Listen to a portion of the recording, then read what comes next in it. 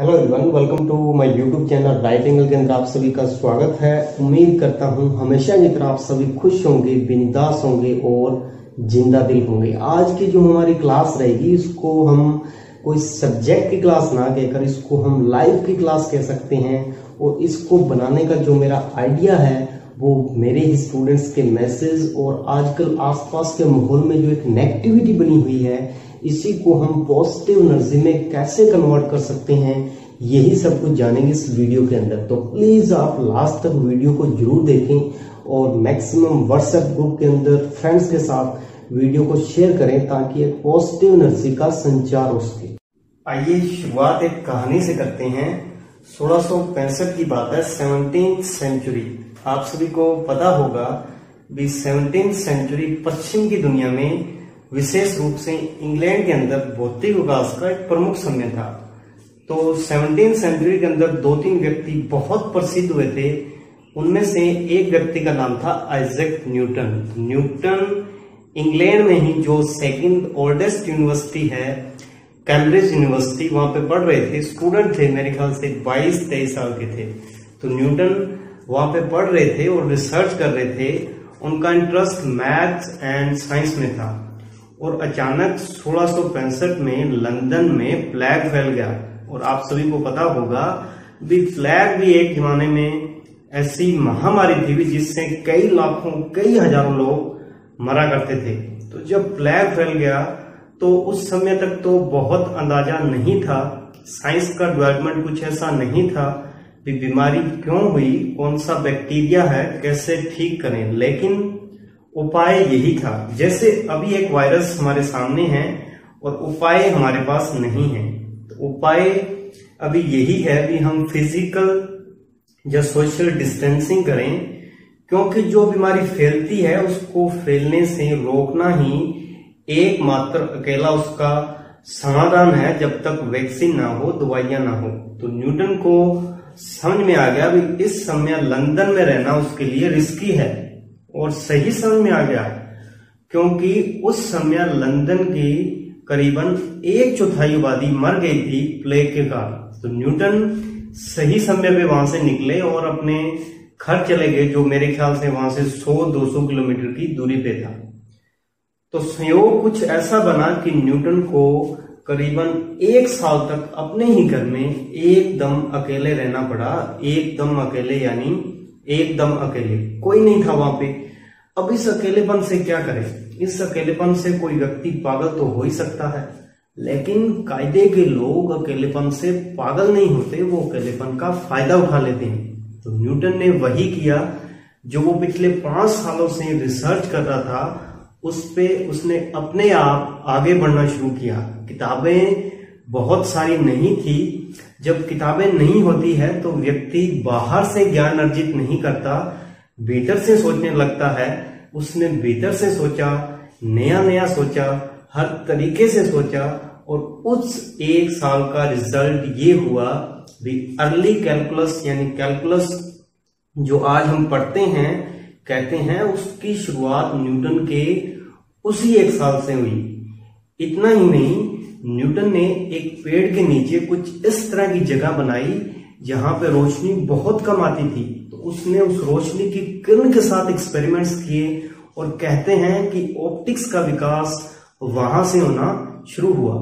सबसे रोचक और इंटरेस्टिंग बात कहते हैं, एक बार न्यूटन ने सेब के पेड़ से सेब को नीचे गिरते हुए देखा। तभी उसने सोचा भी ये नीचे ही क्यों गिरा, ऊपर क्यों नहीं गया। और यहां से ग्रेविटी यानी गुरुत्वाकर्षण के सिद्धांत की शुरुआत हुई। ये जो सेब का पेड़ है ये भी कहते हैं न्यूटन के उसी घर में, न्यूटन के बेडरूम की खिड़की के सामने था, जहां पर उसने 1665 से लेकर 1666 का 1 साल गुजारा था। सेब तो लंदन में भी गिर रहे थे जब वो वहां पे था, फूल भी गिरते थे, पत्ते भी गिरते थे और भी फल गिरते थे, पर नजर नहीं जा रही थी। हमारी नजर जब हम अकेले होते हैं तब उन चीजों पे जाना शुरू होती है जिन पे सामान्यता नहीं जाती। सेब तो हमेशा से गिरते रहे हैं, हर देश में, हर इलाके से, पर उस एक सेब ने गिरते गिरते न्यूटन के दिमाग में ये बात बिठा दी, सोचो मैं नीचे ही क्यों गिरा। और यहां से ग्रेविटी यानी गुरुत्वाकर्षण के उस महान सिद्धांत की शुरुआत हुई जिसने हमारे विज्ञान के इतिहास की दुनिया ही बदल दी। आइंस्टाइन ने यूं ही नहीं कहा कि मैं आइंस्टाइन इसलिए बन पाया हूं कि मैं न्यूटन के कंधे पे बैठा हूं। अगर न्यूटन ने यह सब ना किया होता तो मैं भी वो फिजूल के एक्सपेरिमेंट्स कर रहा होता जो मैंने पहले किए थे। तो मैं यह कहना चाह रहा हूं कि अगर आपको जीवन में अकेलापन मिला है तो ये दुर्भाग्य नहीं है, ये सौभाग्य है। दुर्भाग्य उनके लिए है जिनके लिए जीवन में बुनियादी सुविधाओं का अभाव है, उनके लिए संकट है, अकाल का संकट है। उनके समाधान सरकार भी कर रही है, लोग भी कर रहे हैं और आप भी अपने बलबूते थोड़ा बहुत कर रहे होंगे। लेकिन विद्यार्थी जीवन के लिए ये कोई दुर्भाग्य नहीं है, कोई संकट का समय नहीं है। उनके लिए ये एक मौका है, एक अवसर है अपने आप को इम्प्रूव करने का, अपनी क्रिएटिविटीज, अपने आइडियाज को एक नई दिशा देने का। जो चीजें आपको मुश्किल लगती है उनको आप बार बार कीजिए, तब तक कीजिए जब तक आपको आने ना लग जाए, क्योंकि practice make the man perfect. Practice का हमारी लाइफ के अंदर, हमारी सक्सेस के अंदर बहुत बड़ा रोल रहता है। आप कोई भी फील्ड में हैं, आप कंटिन्यूस प्रेजेंटेशन दिखाते रहिए। एक टाइम ऐसा आएगा भी आप अपने फील्ड में इतने महारथी हो जाओगे भी आपका कोई भी हाथ पकड़ने वाला नहीं होगा। तो प्रैक्टिस का बहुत बड़ा रोल है हमारी सक्सेस के अंदर। प्रैक्टिस को लेकर बहुत सारी कहानियां हैं जिनसे ये प्रूव हो जाता है कि प्रैक्टिस हमारी लाइफ को कहां से कहां पहुंचा सकती है। मेजर ध्यानचंद के बारे में आप सभी ने सुना होगा, इनको हॉकी का जादूगर कहा जाता है। प्रैक्टिस किसके ऊपर करते थे? जो रेलवे लाइन, जो रेलवे ट्रैक होता है उसके ऊपर प्रैक्टिस करते थे। बॉल और स्टिक लेकर बॉल को ऐसे ऐसे घुमाते थे, बैलेंस बनाते थे, बॉल गिरे नहीं।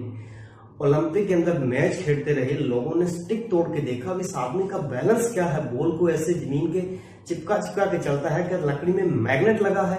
स्टिक में क्या था? प्रैक्टिस। हाफ टाइम तक एक भी गोल ना किया तो मेजर की टीम ने कहा, ध्यानचंद आज आपको क्या हो गया है, हाफ टाइम तक एक भी गोल नहीं हुआ, हम मैच हार जाएंगे।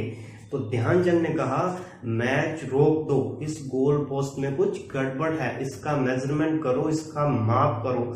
तो उसने कहा, मेजर कैसी बातें करते हो, आर यू मैड, ये कैसे पॉसिबल हो सकता है, ये ओलंपिक है। उसने कहा, मुझे नहीं पता, यहाँ पे कुछ गड़बड़ है। तो मेजर ध्यानचंद एक बहुत बड़ा नाम था, कोच आए, रेफरीज आए, मेजरमेंट का इंस्ट्रूमेंट लेके आए, गोल पोस्ट का माप किया तो 2 फुट छोटा निकला। इसको बोलते हैं एक्सट्रीम कॉन्फिडेंस। जब आपको इतना कॉन्फिडेंस होता है तो यकीन मानिए प्रैक्टिस से दुनिया में बड़े बड़े कीर्तिमान होते हैं और ये आपको जीवन की उन ऊंचाइयों पे पहुंचा सकता है जहां पे पहुंचने के बारे में आपने कभी सपने में भी नहीं सोचा होगा। ठीक यही नियम कुदरत का रहता है। जिस खेत में हम कोई फसल नहीं उगाते हैं, कुदरत उस खेत को घास फूस से भर देती है। ठीक इसी तरह से अगर हम हमारे दिमाग के अंदर पॉजिटिव विचारों को नहीं भरते हैं तो नेगेटिव विचार अपनी जगह बना ही लेते हैं और यही नेगेटिविटी आगे चलकर हमारी असफलता का सबसे बड़ा कारण बनती है। आइए इसको एक कहानी से समझते हैं। बहुत समय पहले की बात है, एक राजा को किसी ने उपहार में 2 बाज के बच्चे भेंट किए। ये बहुत ही शानदार नस्ल के थे और राजा ने इससे पहले इतने शानदार बाज कभी नहीं देखे थे। तो इनकी देखभाल करने के लिए एक अनुभवी व्यक्ति को नियुक्त कर दिया गया। कुछ महीने गुजर जाने के बाद एक दिन राजा का बाजों को देखने का मन किया तो राजा वहां पहुंच गए जहां पर बाजों को पालने के लिए रखा गया था। राजा ने देखा अब दोनों ही बाज काफी बड़े हो चुके थे और पहले से भी शानदार लग रहे थे। तो राजा ने बाजों की देखभाल कर रहे व्यक्ति से कहा, तुम इन्हें उड़ने का इशारा करो, मैं इनकी उड़ान देखना चाहता हूं। तो उस व्यक्ति ने ऐसा ही किया। इशारा मिलते ही दोनों ही बाज उड़ान भरना शुरू कर देते हैं, पर जहां एक बाज आसमान की ऊंचाइयों को छू रहा था, वहीं दूसरा बाज जिस डाल से उसने उड़ना शुरू किया था उसी डाल पे वापस आकर बैठ जाता है। तो ये देखकर राजा को कुछ अजीब लगता है। क्या बात है, जहां एक बाज इतनी अच्छी उड़ान भरता है वहीं ये दूसरा बाज उड़ना ही नहीं चाहता। राजा ने उस व्यक्ति से सवाल किया, जी हजूर, इस बात के साथ शुरू से यही समस्या है, ये इस डाल को छोड़ना ही नहीं चाहता। उस व्यक्ति ने राजा को जवाब दिया। राजा को दोनों ही बाज बहुत प्रिय थे और राजा दूसरे बाज को भी उसी तरह से उड़ता हुआ देखना चाहते थे। अगले दिन पूरे राज्य में ऐलान करा दिया गया कि जो व्यक्ति इस बाज को भी ऊंचा उड़ाने में कामयाब होगा उसको ढेरों इनाम दिए जाएंगे। फिर क्या था, अगले दिन एक से बढ़कर एक विद्वान आए और उस बाज को उड़ाने का प्रयास करने लगे, लेकिन हफ्तों बीत जाने के बाद भी बाज का वही हाल था। वो जिस डाल से उड़ता उसी डाल पे आकर बैठ जाता। फिर एक दिन कुछ अनोखा हुआ। राजा ने देखा कि उसके दोनों बाज आसमान में उड़ रहे हैं। राजा को अपनी आंखों पे यकीन नहीं हुआ और उसने तुरंत उस व्यक्ति का पता लगाने को कहा जिस व्यक्ति ने ये कारनामा कर दिखाया था। वो व्यक्ति एक किसान था।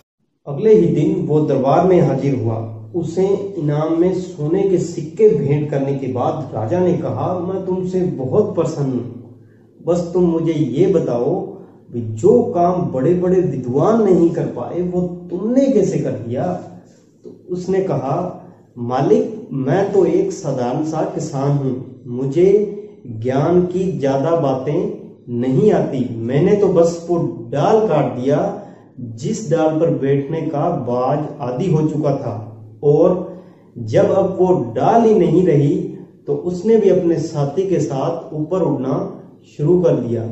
इसी तरह हम सभी ऊंचा उड़ने के लिए बने हैं, लेकिन कई बार जो हम कर रहे होते हैं उसके इतने आदी हो जाते हैं कि हमारी ऊंची उड़ान भरने की, कुछ बड़ा करने की जो काबिलियत है उसी को हम भूल जाते हैं।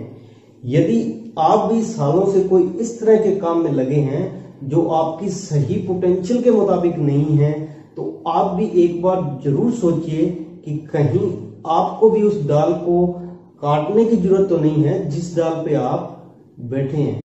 कुल मिलाकर मेरा मानना है, जब जीवन में कठिन दौर आते हैं तो हमेशा याद रखिए, कठिन दौर ही बड़े अवसर लेकर आते हैं, और सफल देश, सफल समाज वही है जो कठिन दौर को एक बड़े अवसर में बदलने की ताकत रखते हो।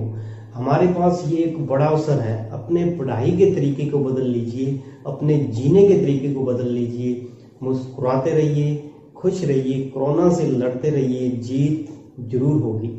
Thank you.